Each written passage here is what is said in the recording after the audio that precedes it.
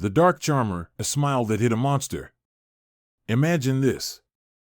A man walks into the room. His presence is magnetic. He has that look, the look that draws people in, makes them want to trust him. He's the kind of person you could see yourself chatting with at a party. Charming. Good-looking. Well-spoken. Now, think about this. What if I told you that this man was one of the most notorious serial killers in history? Ted Bundy. A man who appeared, at first glance, to be the last person anyone would ever suspect. Yet, he was responsible for the murders of at least 30 women, young, vibrant women, with a coldness that still sends chills down the spine. His name became a symbol of deception, of the evil that can hide behind the most innocent of facades. How did he do it? How did a man so normal, so charismatic, manage to fool so many?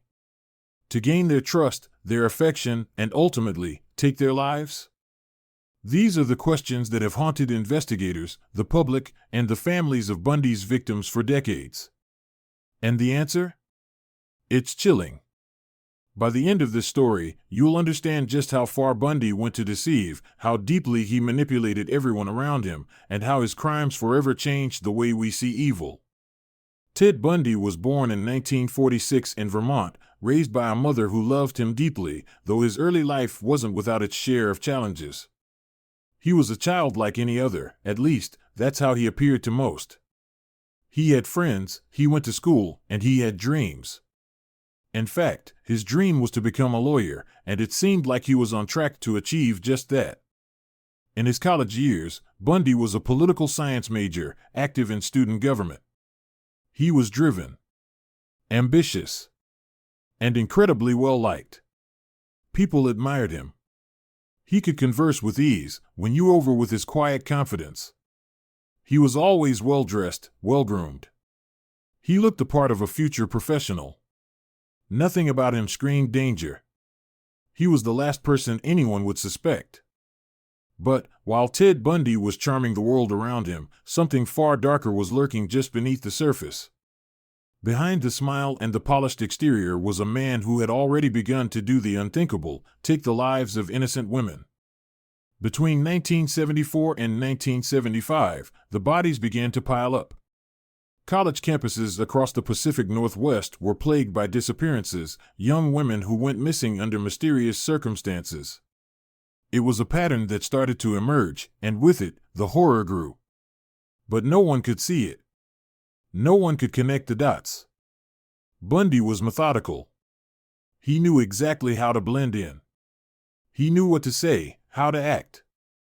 He approached his victims with such care, almost as if he were trying to make them feel comfortable, safe. That was his game, the art of manipulation. He would often feign injury, crutches, a cast, whatever it took to appear vulnerable. It was an illusion. He was never the one in danger. He was the one who created danger. And yet, they trusted him. They couldn't see what he really was, a predator. Bundy was able to move from victim to victim, across state lines, all without raising suspicion. His charm and intellect allowed him to slip away, time and time again. He was the master of disguise, the perfect chameleon. But then came the moment when his web of lies started to unravel.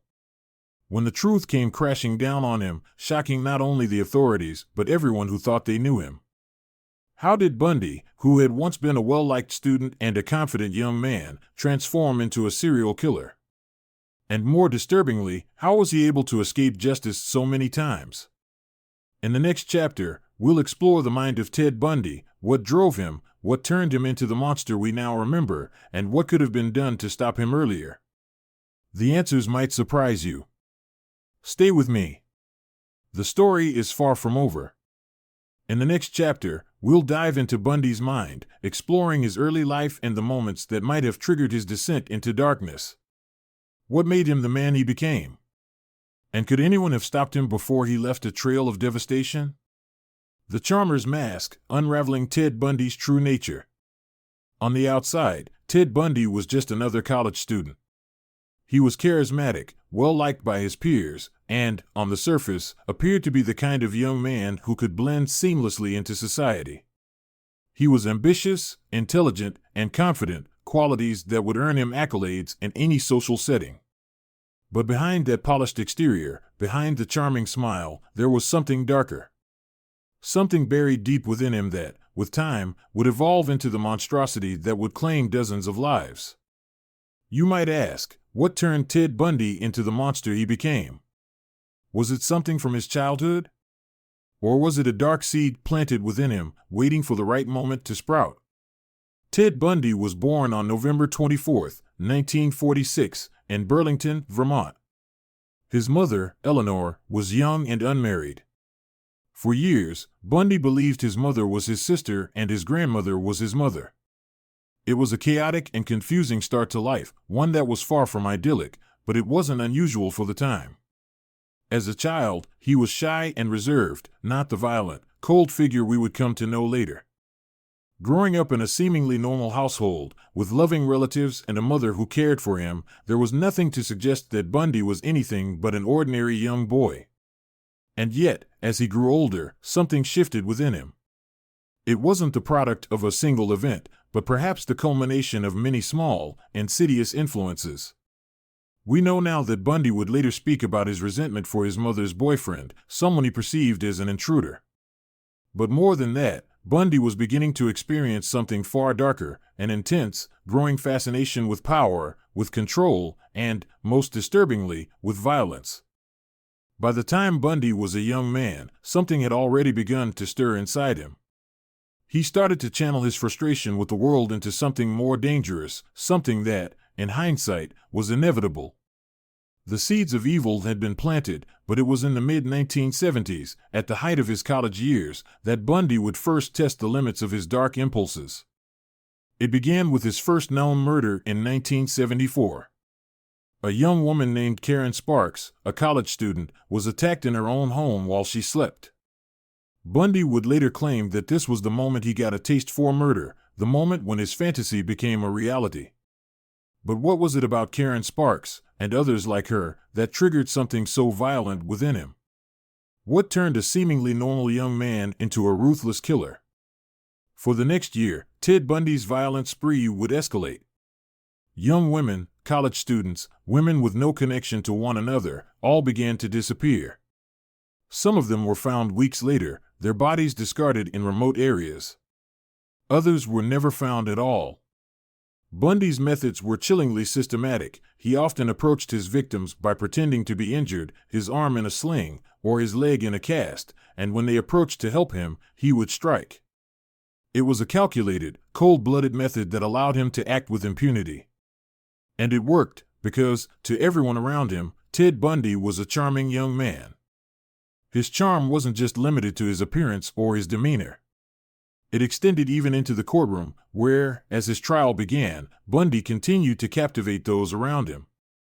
His quiet, confident manner made him seem almost innocent. But there was nothing innocent about him. Nothing at all. He even began to represent himself in court, a move that seemed bizarre to some, but to Bundy, it was another way to exert control. To manipulate the situation to his advantage. Even though law enforcement had now connected him to several disappearances, his facade remained intact. He was, after all, just a man who appeared so ordinary, so relatable, and yet, beneath the surface, was something far more monstrous. And yet, with each arrest, with each failure to connect the pieces of the puzzle, Bundy's power grew. He was a ghost, slipping through their fingers at every turn. The authorities couldn't see it. They couldn't see what Bundy truly was, because they were too busy focusing on the wrong things. They missed the signs, the small but crucial details that could have stopped him long before his reign of terror ended. By now, it was clear, Ted Bundy wasn't just any ordinary man. He was a predator, one whose thirst for violence could not be quenched, no matter how many lives he destroyed. But even after his capture, even after his conviction, one question remained. How did he pull it off for so long? How did a man who appeared so normal, so polished, manage to escape detection for years? In the next chapter, we'll uncover the shocking events that led to Bundy's final downfall. The slip-ups that brought him to justice, and how, even in the end, he managed to play the system one last time. Stay with me. How did Ted Bundy, once a charming law student, become the most notorious criminal in America? How did he evade capture for so long? The next chapter will reveal the turning point, the events that would unravel this carefully constructed world. Don't miss it. The final capture, how Bundy's arrogance led to his downfall. By the time Ted Bundy's name had become synonymous with terror, he had already left a trail of bodies across multiple states. But even after years of killings, even after he'd grown bolder, Bundy's ultimate downfall didn't come from a moment of desperation. No. It came from his own arrogance. A flaw that would lead him straight into the hands of the law. You see, by the mid-1970s, Bundy had become careless. He believed he was untouchable. In his mind, he had outsmarted everyone, police, detectives, even the public. After all, how could someone as clever, as meticulous as Bundy, ever be caught? However, with each passing murder, law enforcement was closing in. Slowly but surely, they were beginning to piece together the pattern, the same methods, the same types of victims, the same eerie similarities in the crime scenes. It wasn't a matter of if they would catch him anymore, but when. The question was, would Bundy make a fatal mistake before they could catch up with him? Bundy's first major slip-up came in 1975, when he was finally apprehended after a traffic stop in Utah. At first, the officer had no idea who Bundy was. Bundy had no criminal record at the time. He was just another man pulled over on suspicion of something small, perhaps a violation of the law. Yet, in those few moments, when the officer ran Bundy's license plates and made that fateful connection to a suspect in multiple disappearances, everything changed. When I ran his plates, I didn't expect anything. Just another routine stop. But when I saw the name, I knew something wasn't right. It matched the description of someone we'd been watching for months. That moment, that single traffic stop, marked the beginning of the end for Ted Bundy. The arrest wasn't immediate. He was processed, questioned, and then released due to insufficient evidence. But the law had finally caught up with him, and the investigation into his activities was about to begin in earnest. Bundy was no stranger to manipulation. Even after being questioned, he remained calm, collected. He was so confident in his ability to talk his way out of situations, so sure of his ability to deceive those around him. He gave no indication that this would be the moment where his world would begin to fall apart. As the investigation continued, Bundy's arrogance didn't waver. He thought he could talk his way out of anything. But the more they dug, the more they uncovered. And then, as if by fate, something happened. Something that would forever change the trajectory of Bundy's life. Something that, had it not happened, might have allowed him to slip away once again. Bundy, in his infinite arrogance, didn't take his captors seriously.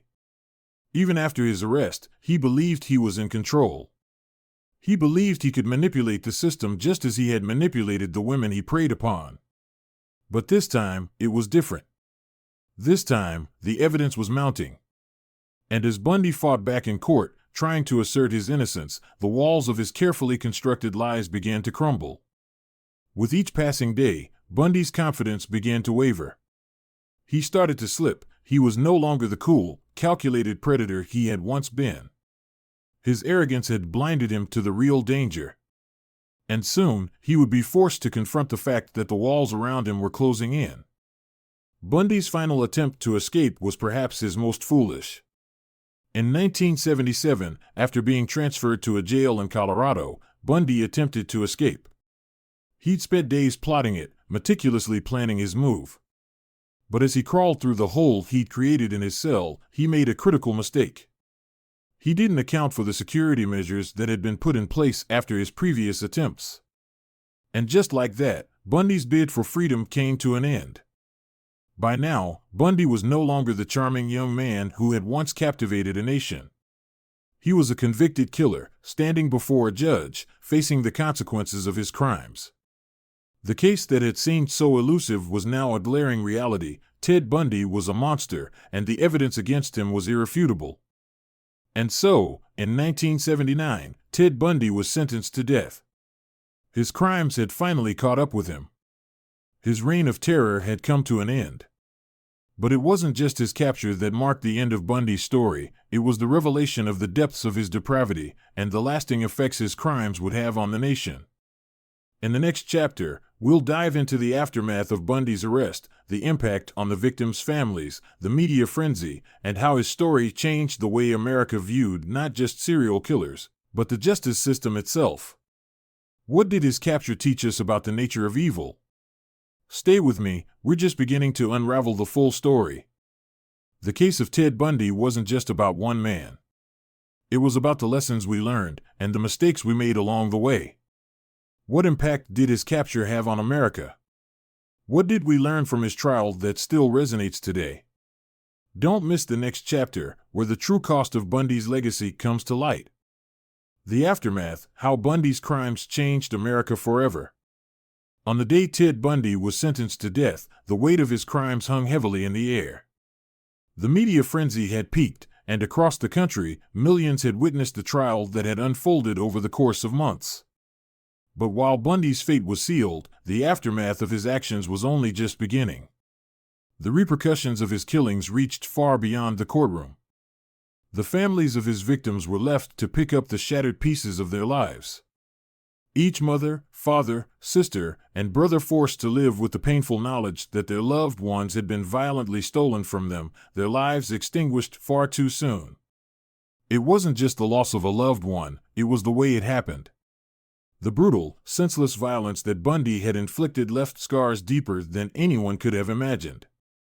For many, the anguish was not just over the deaths themselves, but the knowledge that they could have been prevented had law enforcement acted sooner, had Bundy not been allowed to slip through their fingers time and time again. In a way, Bundy's capture was a bittersweet relief, but for the victims' families, the healing process was just beginning, and it would take a lifetime to come to terms with what had been lost. Despite Bundy's conviction, there were still lingering questions. How had he been able to evade capture for so long? How had a man so calculated, so methodical, been allowed to prey on innocent women for years before anyone truly connected the dots? The failure of law enforcement to see the full extent of Bundy's actions was a bitter pill that would be hard to swallow for many. The Bundy case would go on to become a defining moment for law enforcement. It wasn't just a case of one killer, it was a symbol of the system's failure to protect its citizens. It wasn't just about Bundy anymore, it was about reform. The law had learned a hard lesson, and that lesson would shape the way investigations were conducted for decades to come. Ted Bundy was one of the first killers to be studied in such detail by law enforcement. His case forced the FBI to examine how they approached serial killers, how they used psychology and behavioral profiling to build a profile of the offender. Bundy was a wake-up call. A horrific reminder that evil can often appear normal. Bundy's crimes would go on to change the landscape of criminal investigation. It was during this time that forensic psychology took its first steps into becoming a crucial part of the investigation process. Profiling would become a tool used to understand not only Bundy, but the many others who followed in his footsteps. The public's perception of safety, too, was altered forever. Parents started locking doors, keeping their children close, while women, especially, began to fear the very world they once trusted. They had once walked the streets with confidence, but now, every shadow felt threatening. Bundy's killing spree had shaken the foundation of everyday life, and the ripple effects were undeniable. For women, Bundy was a symbol of the hidden dangers that lurked in the world, danger that could appear in the form of a handsome stranger, someone you might trust, someone you might even be drawn to. In many ways, Bundy's ability to charm his victims into a false sense of safety before he struck is what made his crimes so terrifying. He was not some monster lurking in the shadows, he was a man who could blend in, a man who could manipulate anyone around him. And that, perhaps, was the scariest part. Bundy, however, seemed unaffected by the devastation he'd caused. He spoke of his crimes with a chilling indifference, even as the nation clamored for justice. He tried to downplay the horror of what he'd done, at times even claiming innocence. But deep down, even Bundy knew the truth. He had become the monster, the villain in a story that had no hero. Ted Bundy was executed in 1989, having spent over a decade on death row. The man who had terrorized an entire nation was gone, but the legacy of his crimes would live on in the minds of those he had hurt, and the lessons learned by law enforcement, and in the new era of criminal investigations that would follow. But for the families of Bundy's victims, the pain would never truly end. As the world moved on from the Bundy case, something else began to emerge, a chilling revelation about the mind of a serial killer. But Bundy was just one piece of the puzzle. In the next chapter, we'll explore what drove him to commit the unimaginable. How did he justify his actions? What did Bundy reveal in his final confessions that left investigators and the world stunned? Don't miss it. Inside the Mind of Ted Bundy, the final confessions. After years of silence, after years of being the predator who led investigators on a wild goose chase, Ted Bundy finally spoke. And when he did, the world was left reeling, not from what he said, but from the twisted clarity with which he revealed his inner darkness. What drove him to kill? What drove him to commit atrocities so horrific that they seemed beyond comprehension? These were the questions that had haunted investigators, the families of his victims, and a nation still reeling from his capture. I was just like everyone else. You know, I had friends, I had family. But there was something inside me, something that I couldn't explain. A need to hurt. A need to control.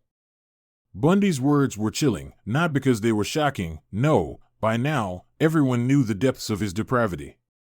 But the way he spoke about his crimes, the lack of remorse, the matter-of-fact tone, it was as if he was recounting an everyday task, something so mundane that it no longer seemed real.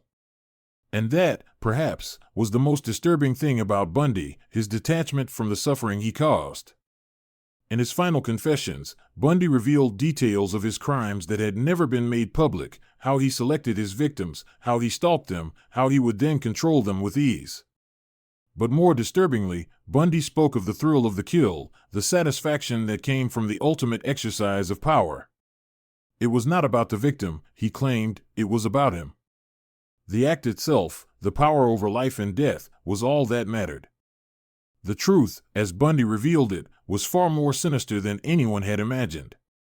He was not a man driven by revenge, nor a man with a particular hatred for women.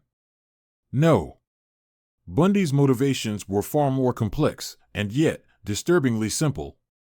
He was a man who felt empowered by death. A man who saw killing as a game. And in that twisted sense, Bundy's confessions revealed something terrifying. Serial killers like him were not born from trauma or hatred. They were simply born that way.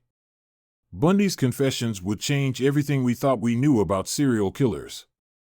In the next scene, we'll examine his twisted need for control, how he manipulated everyone around him, and why he never truly felt guilty for his actions. Don't miss the next chapter, where we uncover the secrets he tried to hide. The psychology of control, how Bundy manipulated everyone around him. Ted Bundy was a master manipulator.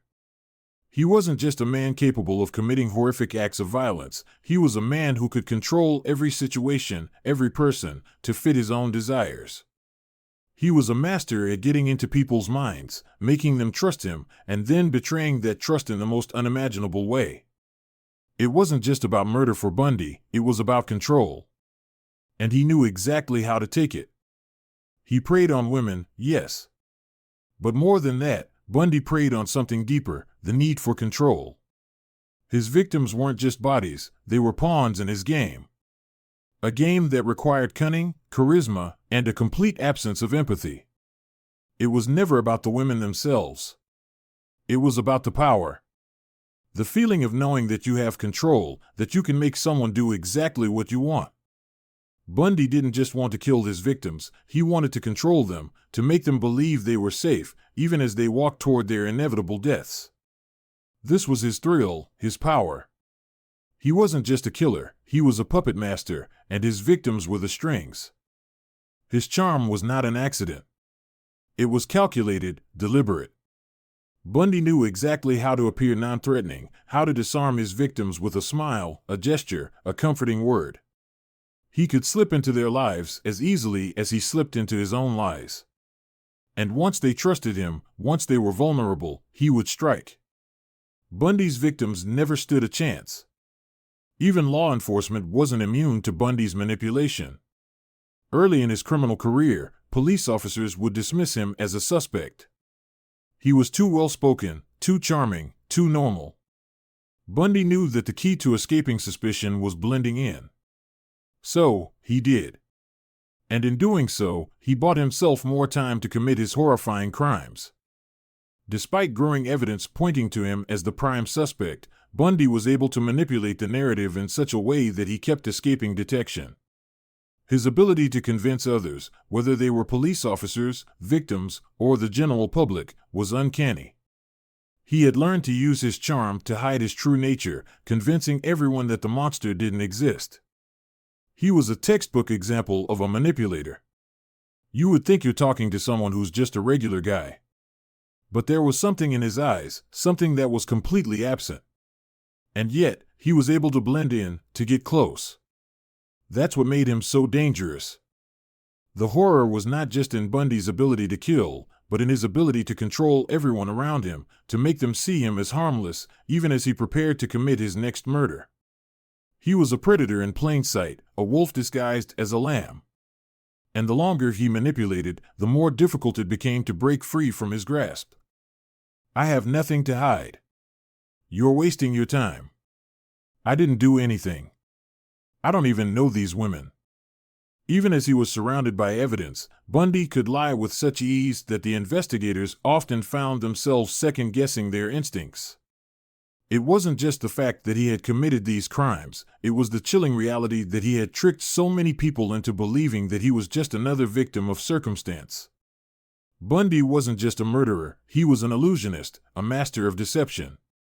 Bundy's charm was so intoxicating that he managed to manipulate everyone around him, from the police to the public, to the very people who should have been his biggest threat.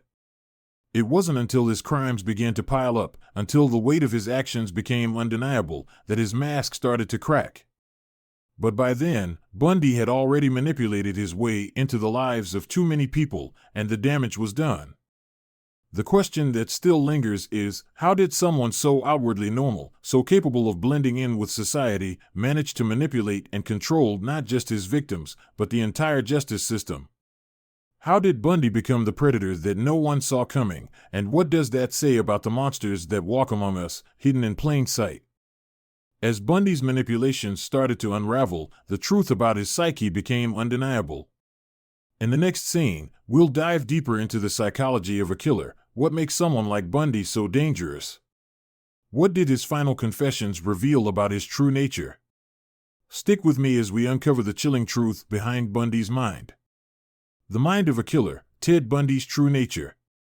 When Ted Bundy finally began to speak about his crimes, he wasn't just revealing details to help law enforcement, he was revealing a mind so far removed from humanity that it seemed almost unfathomable. Bundy had spent years evading justice, manipulating everyone around him with the ease of a seasoned con artist. But now, facing the inevitable, he began to admit his darkest truths. It wasn't guilt that drove Bundy to confess. No, he was not a man burdened by remorse. What Bundy craved now was control. Even in his final days, even as he faced execution, he needed to maintain the upper hand over his narrative, over the story of his life. But there was something more, something darker, lurking beneath the surface of his words. In these final confessions, we catch a glimpse of the true nature of a killer. It wasn't a sudden decision. It wasn't even something I planned in a traditional sense. It was like a switch flipped inside me. I don't know how else to explain it.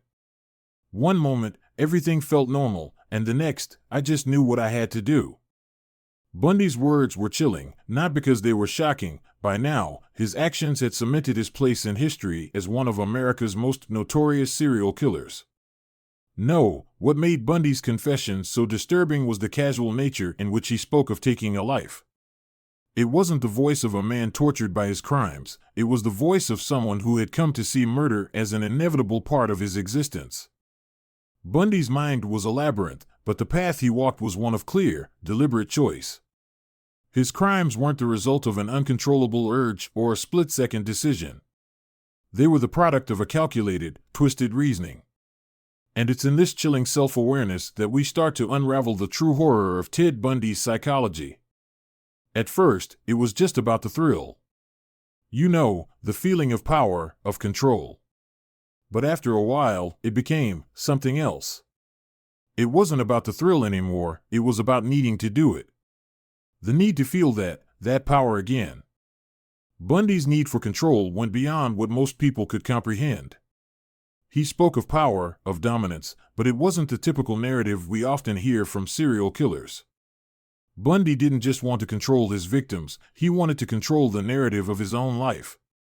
His crimes were an extension of that desire, a way to rewrite the world around him, to force others into roles that suited his twisted sense of self. For Bundy, this was never about revenge, nor was it about any particular hatred for women. It was about his need to dominate, his need to feel untouchable. He craved the kind of power that only came with the most grotesque act of all, taking another person's life. His victims were not victims to Bundy, they were tools, objects to be controlled, manipulated, and discarded when no longer useful. He never truly saw them as human. Ted Bundy's psychology was unlike that of most serial killers. He had a deep need for control, but it was less about violence for violence's sake.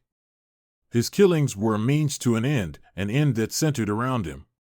His ability to compartmentalize his actions, to separate the murder of his victims from the person he presented to the world, is what made him so dangerous. He saw himself as someone who was above everyone else. This ability to compartmentalize, this cold, calculated detachment, was the true essence of Bundy's madness. He didn't see the women he killed as human beings with their own lives, their own stories. They were simply a means to fulfill his need for control. And that, more than anything else, is what makes him one of the most terrifying killers in history. I didn't hate them. I didn't hate anyone. I didn't even really think about them in that way. It was about me. It was about what I wanted. In Bundy's world, it was always about him. Even when speaking of the lives he had stolen, he maintained his twisted sense of control. There was no remorse, no empathy for the women he had murdered, no real understanding of the irreparable damage he had caused. In his mind, his victims were merely obstacles to his power, nothing more. And yet, for all his denial, Bundy's actions had a profound effect. They shattered families, destroyed lives, and haunted an entire generation. The grief of his victims' families was something Bundy would never comprehend. His world was one of power, manipulation, and destruction, until the inevitable day when he would no longer be able to control the narrative. Ted Bundy never truly confessed. Not in the way we might expect. He never showed remorse. He never seemed to grasp the weight of his actions. His last words were a cryptic reference to his lovers, his victims, whom he had never truly seen. In the end, Bundy remained the same, a man who wanted control, who wanted power, and who was willing to destroy everything in his path to achieve it. In the next scene, we will explore Bundy's final days on death row and the shocking truth behind his last confession. Was there anything he said that revealed the full extent of his madness? What happened in the moments leading up to his execution, and what did it mean for his legacy? Stay tuned, because the truth is far darker than anyone could imagine. The Last Confession, Bundy's Final Days and His Last Words. After years of evading justice, Ted Bundy was finally facing the inevitable. The man who had once been so in control, so untouchable, was now a prisoner, confined to a small cell, awaiting his execution. In those final days, as the weight of his past came crashing down on him, Bundy's behavior grew increasingly erratic.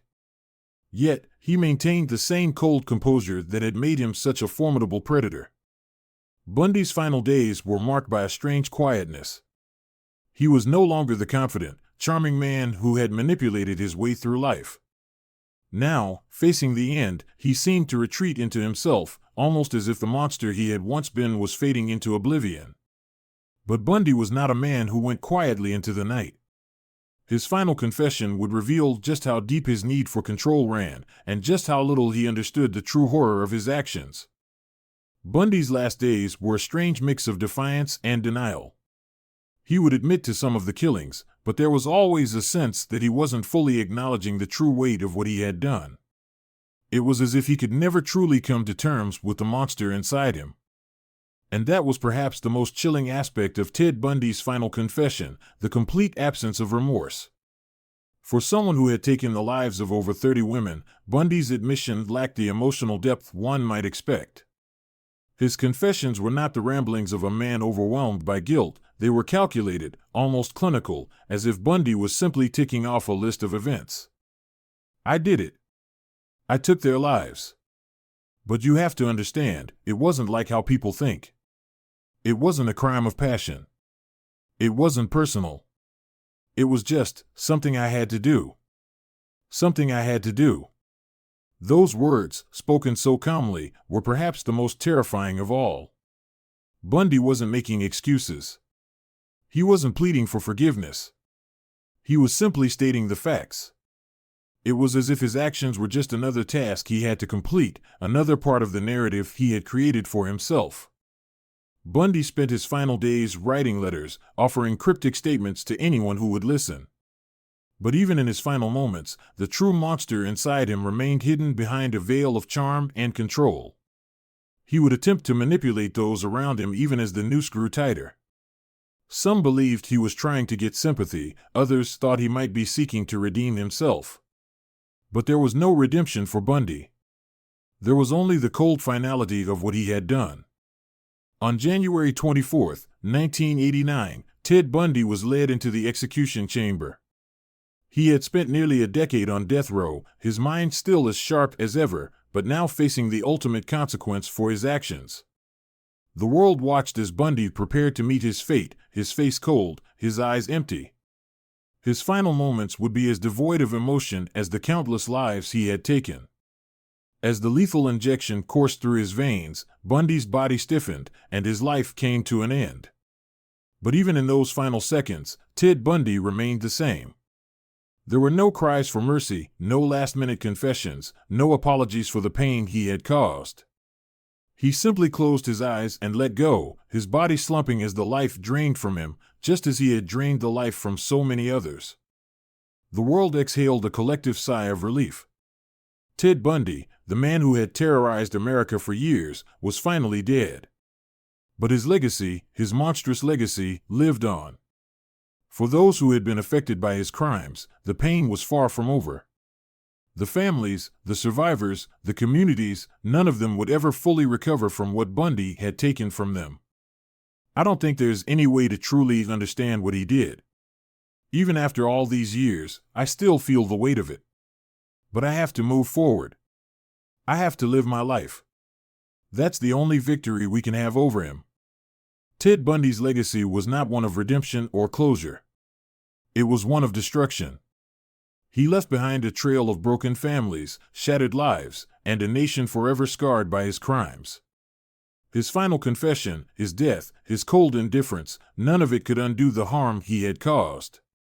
Ted Bundy may be dead, but the questions about him, the questions about how he became who he was, will never go away. What makes a man like Bundy? How could someone so charming, so intelligent, become a monster? These are the questions that still haunt us. And perhaps, in the end, that is the most terrifying thing of all, because if Bundy could walk among us, undetected, for so long, who's to say the monsters aren't still out there? In the next scene, we'll explore the lasting impact Ted Bundy has had on the world, how his crimes changed the way we look at serial killers, and how his legacy continues to shape modern criminology. Don't miss this crucial chapter, where we explore the far-reaching consequences of Bundy's reign of terror. The legacy of Ted Bundy, how his crimes changed America forever. When Ted Bundy was captured and convicted, it was not just the end of a killing spree. It was the beginning of a shift in the way America viewed crime, justice, and the monsters that walk among us. Bundy was not just another serial killer, he was a cultural landmark. His crimes, his trial, and his life became part of the national conversation, forever changing how we think about evil. In the late 1970s, America was beginning to grapple with the frightening reality of serial murder. Though Bundy was not the first of his kind, his case became a defining moment. His calm demeanor, his intelligence, and his charm stood in stark contrast to the image most people had of a killer. The public couldn't reconcile the man they saw on television with the monster his crimes revealed. Ted Bundy's crimes have sent shockwaves through this country. Never before has there been a case that so sharply illustrates the danger lurking in plain sight. A man who seemed so normal, so charming, and yet capable of such horrific acts. Bundy's ability to blend into society, to appear normal, was one of the things that made him so terrifying. The idea that someone who looked like your neighbor, your friend, or your classmate could be capable of such horrors forced the American public to confront a new and unsettling reality. The monsters weren't always hiding in the shadows, they could be walking among us, in broad daylight, unsuspected.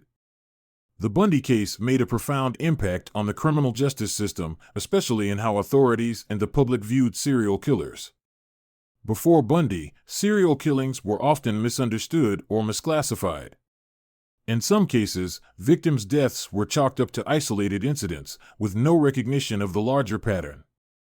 But Bundy's rampage forced law enforcement to reconsider their methods, to think differently about the psychology of killers, and to recognize the distinct behaviors of serial offenders. Before Bundy, the term serial killer wasn't even widely used. People weren't aware of the behavioral patterns, the specific traits that might make someone predisposed to commit these kinds of crimes. Bundy was a wake-up call. His case forced law enforcement to reevaluate how they handled missing persons, how they looked at patterns of violence, and how they investigated such cases. Bundy's killing spree led to a massive change in how crimes were investigated. It was during the search for him that detectives began to develop what would eventually become known as the FBI's Behavioral Science Unit. This unit would later become the blueprint for modern profiling, helping authorities across the nation understand the psychology behind serial killings and, more importantly, how to catch the perpetrators. But Bundy's influence on criminal justice didn't stop there. His crimes, his trial, and his eventual execution became a turning point in the American legal system. The Bundy case marked the dawn of a new era of victim-centered advocacy. As Bundy's crimes became more widely known, the public outcry over his actions led to changes in how authorities handled cases of violence against women, particularly the missing persons cases that had long been overlooked. Bundy's reign of terror was a wake-up call for the nation's treatment of women, especially in relation to missing persons cases. Prior to his capture, many cases of missing women were not prioritized, often dismissed as runaways or victims of personal tragedy. Bundy's victims, however, sparked outrage. The realization that an entire category of crime was being ignored by law enforcement led to societal pressure, forcing lawmakers and police to pay closer attention to these cases, and eventually to the establishment of more stringent protocols for dealing with them. The Bundy case reshaped how we approach investigations. It became clear that serial killers didn't always fit the stereotype of an insane madman. Bundy's intelligence, his charm, his ability to manipulate, it was an eye-opener. We started to recognize the importance of behavioral analysis and victimology. What Bundy showed us was the importance of looking beyond the surface. It changed the way we profile offenders to this very day. But the cultural impact of Bundy didn't stop at law enforcement. His case became an obsession for the media, becoming one of the first true crime stories to capture the nation's attention in the way we now see with serial killer documentaries and podcasts. Bundy's face, so clean-cut, so charismatic, was plastered across every news outlet, feeding a national appetite for crime and sensationalism. His trial, his capture, and his eventual execution became fodder for a media circus, forever intertwining Bundy's name with the public's fascination with true crime. Bundy became, in many ways, the perfect subject for media consumption. The charming sociopath. The killer who could blend into society, who could manipulate his way out of any situation. And in that, he became a symbol, not just of horror, but of the complex psychology of a killer. His story was more than just a crime story, it became a cultural phenomenon, feeding the public's growing obsession with the darker side of human nature. Ted Bundy's case was a turning point for true crime media. Before him, serial killers were often peripheral figures in the public eye. After Bundy, they became central to American media. His story became the blueprint for a whole genre of documentaries, books, podcasts, and television series. In many ways, Ted Bundy is the father of modern true crime culture. But the true tragedy of Bundy's legacy is not the fascination he continues to stir in the media, nor the countless documentaries that continue to tell his story. It is the fact that, in his wake, there are still families grieving, survivors healing, and a country left to wonder how a man like Bundy could exist in their midst for so long. His legacy is a haunting one, a reminder that evil, in whatever form it takes, is not always obvious. It lurks, quietly, behind a mask of normalcy, waiting for its chance to strike. Ted Bundy's crimes changed America forever, but at what cost? For every headline, for every book written about his life, there were lives lost. There were families torn apart. And in the end, there was no real closure, no easy answer. Only the endless question, how could we not have seen it coming? In the next and final scene, we'll explore the legacy of Bundy's crimes on the next generation of law enforcement and criminologists. We'll look at how his case has shaped modern criminal profiling and explore how the lessons learned from Bundy's terrifying reign continue to protect us today. This is the final chapter of a man whose darkness will never truly be understood. The lasting impact, Ted Bundy's legacy in modern criminal profiling. Ted Bundy's capture did more than end the life of one of the most notorious serial killers in history. It ignited a revolution in criminal profiling, law enforcement tactics, and our understanding of the human mind. The chilling precision of Bundy's crimes forced law enforcement to rethink the way they approached not just serial killers, but all violent crime. And while his reign of terror may have ended in 1989, his legacy continues to shape modern criminology to this day. Before Bundy, the term serial killer was not fully understood by the public or law enforcement.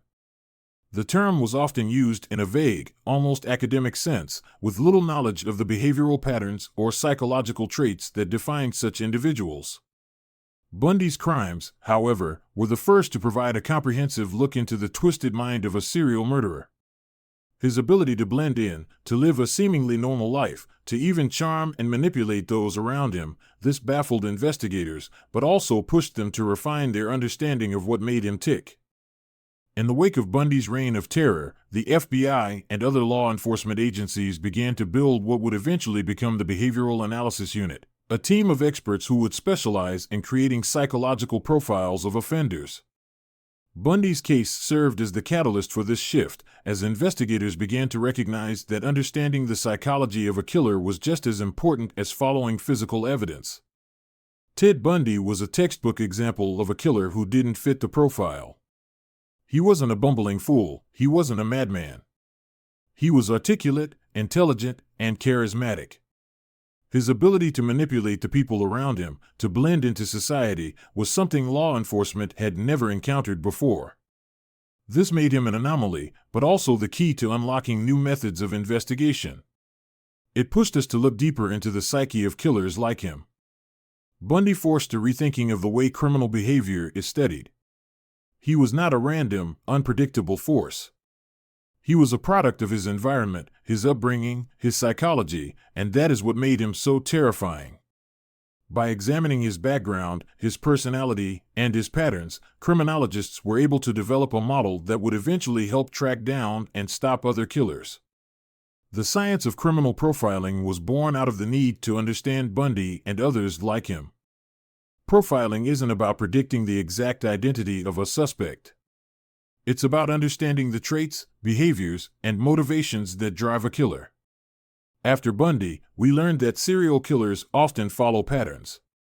They might target certain types of victims, use similar methods, or have a history of escalating violence. This knowledge allows us to narrow down suspects and build a more accurate case from the beginning.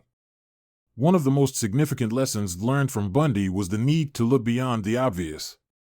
He didn't fit the profile of the typical killer. His charm and sophistication made him the perfect predator. Bundy's victims, young women, were often lured by his vulnerability, his charm. He exploited their trust, making them feel safe before taking their lives.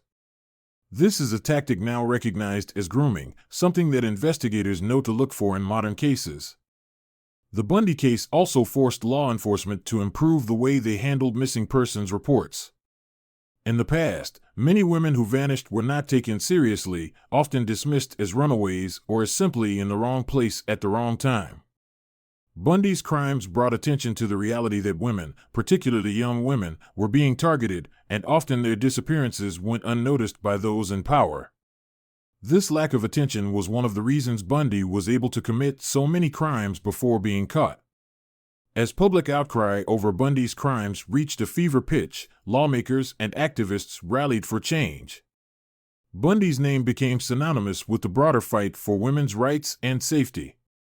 Victims' families, survivors, and advocates pushed for new legislation aimed at improving how missing persons cases were handled, creating more accountability in the process, and giving women a louder voice in the criminal justice system. Ted Bundy was just one part of a larger system. But his crimes opened doors for all of us to speak out, to demand justice for victims who had been ignored for too long. He made us realize that we could no longer sit in silence. We needed to fight for the lives that had been taken, and for those who had yet to be harmed. Indeed, Bundy's legacy continues to resonate today. His case forced the criminal justice system to evolve. Profiling techniques, investigative strategies, and victim advocacy, all of these were influenced by his actions. But beyond the technicalities, Bundy's crimes also reshaped the way society views the concept of evil. No longer was it enough to look for the outward signs of violence. Bundy taught us that evil hides in plain sight, disguised as normalcy, and that anyone could be a killer. Today, when a serial killer is apprehended, it's not just the physical evidence that leads to their capture, it's the psychological profile, the understanding of their behavior, their motives. And in many ways, that's Ted Bundy's true legacy. He changed the rules. He taught us that understanding the criminal mind is not just a matter of solving a case, it's a matter of preventing the next tragedy. Ted Bundy may have been executed, but his influence lingers, in every investigation, in every profile, in every case solved by those who study his monstrous crimes. He is gone, but the lessons learned from his brutality will never be forgotten. As we close this chapter, we're reminded of one immutable truth: the impact of Ted Bundy's crimes is far from over. They continue to shape the world of criminal justice, crime investigation, and the ways we protect ourselves and our loved ones. It is a legacy that still teaches us to look deeper, to understand the dark forces that lurk beneath the surface, and to never underestimate the dangers that can hide behind a smile. Thank you for watching. If this story resonated with you, don't forget to like, comment, and subscribe. Let's continue the conversation. What do you think about the lasting effects of Bundy's crimes on modern law enforcement? Share your thoughts below, your voice matters. And remember, sometimes, the most terrifying monsters are the ones we never see coming.